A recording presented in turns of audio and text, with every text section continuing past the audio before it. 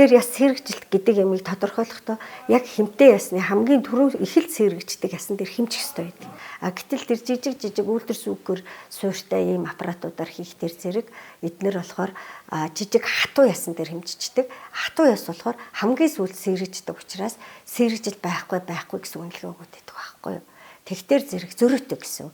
Тэгэхээр илүү одоо рентген суурьтай одоо ийм стандартын аппаратаар хийх нь илүү зүгэл гэсэн үг л дээ.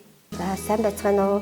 Намайг Оюун Чимэг гэдэг буян тоншилгын эмнэлгийн дүр санчилгааны тасаг эрхлэгч байна. Манай буян тоншилгын эмнэлэгт дүр санчилгааны тасагт маань денситометрийн аппарат буюу ясны нэгчлэл тодорхойлох аппаратын шинжилгээ хийж байгаа.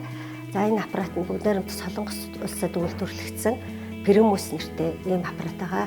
Уг аппарат нь рентген туяа ашиглаж хийгддэг. За хэдийгээр рентген туяа ашиглаж байгаа боловч энэ дээгүүр туяагийн хэлбэрээр ашигладаг учраас туяаны ачаал байхгүй. Хүний ясны сэргэжилт нь хамгийн түрүүн илэрдэг хэмтэй хэсэг болох нуруу түнхний үеийн дээр хэмжилтүүдийг хийдэг ийм аппарат байгаа.